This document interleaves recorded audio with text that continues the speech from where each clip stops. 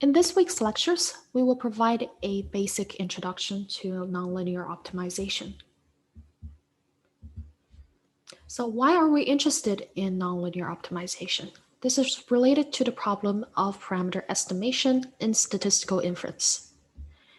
A parametric model describes the chances of different outcomes of a random variable given the model parameters. The parameter, which we usually denote by theta, is unknown. And in statistical inference, what we want to do is to infer something about the unknown parameter based on the observed data, both x. We have actually already seen a few examples of parameter estimation. When we talked about jackknife and saw leave one out cross-validation, we applied linear regression models where we estimated regression coefficients, denoted by betas, based on the observed x and y's. We also saw an example on the investment model, where we estimated theta, which governs the probability that a stock is a winner on a given day. Last week, we also saw an example on the change point model, where we estimated, based on the coal mine explosion data, the change point and the before and after change Poisson rates. The latter two were done under a Bayesian framework, where we used Markov chain Monte Carlo methods to draw samples of the parameter from the posterior distribution. Just a reminder, the posterior distribution is denoted by f theta given x, which is proportional to the product of the likelihood and the prior distribution of theta. Based on the draws we obtained using MCMC from the posterior distribution, we obtained a point estimate of the parameter based on the posterior samples. For example, the EAP, which is the expected a posteriori estimator for theta, is given by the posterior mean. Theta hat EAP estimates theta, and that's the expectation of theta under the posterior distribution. This was numerically estimated using Monte Carlo integration on the post-burn-in samples. Specifically, we took the theta samples we got from the MCMC and took the sample mean in the post-burn-in iterations. Well, EAP, which involves Monte Carlo integration, is one way we can obtain an estimator for theta. In other occasions, parameter estimation might be formulated as an optimization problem. Here are a few examples.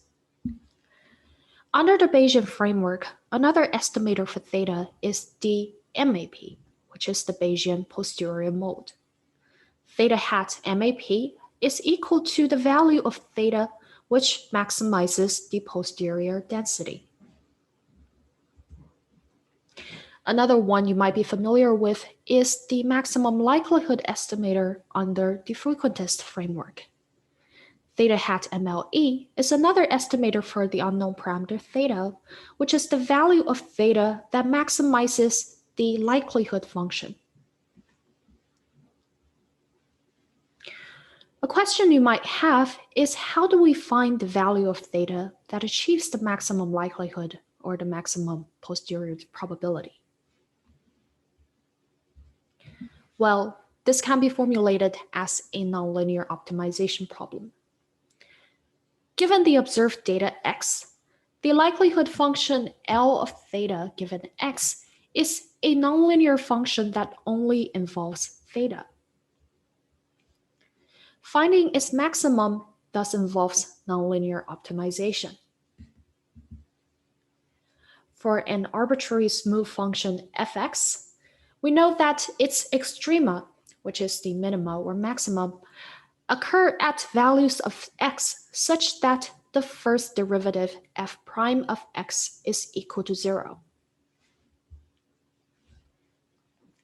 Well, finding the analytic root of f prime of x equals 0 isn't always straightforward, and sometimes they don't even necessarily exist.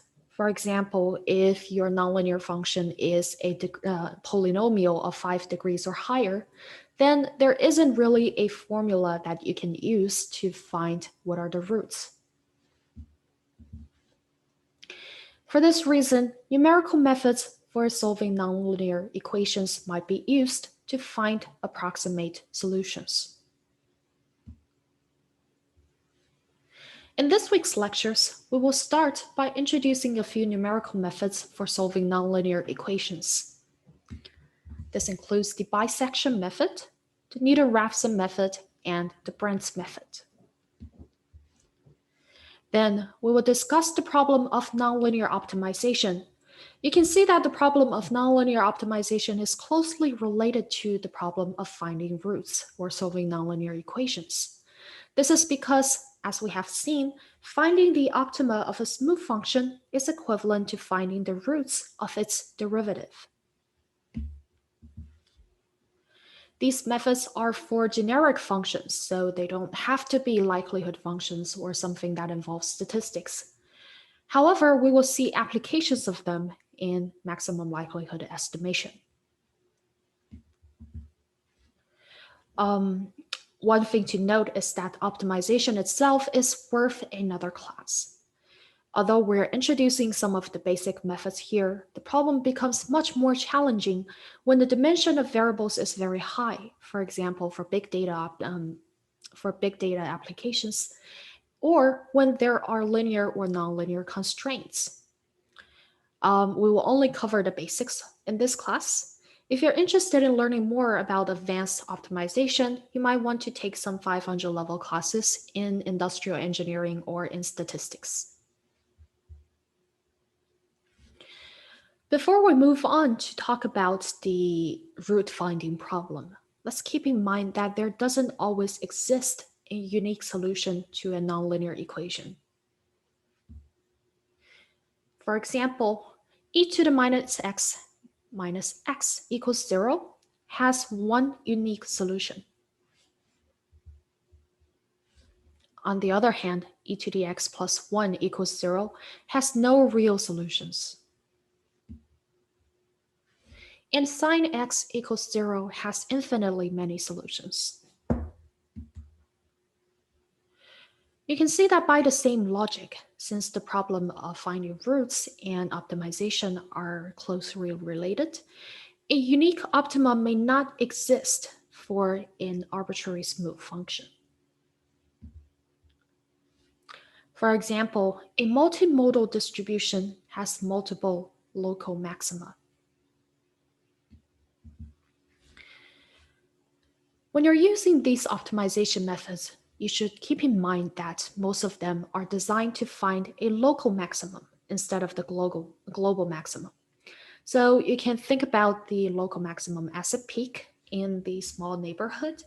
However, the global maximum is the largest value that the function can achieve across the entire region that this function is supported. So the local maximum that such an optimization method finds may not be the global maximum.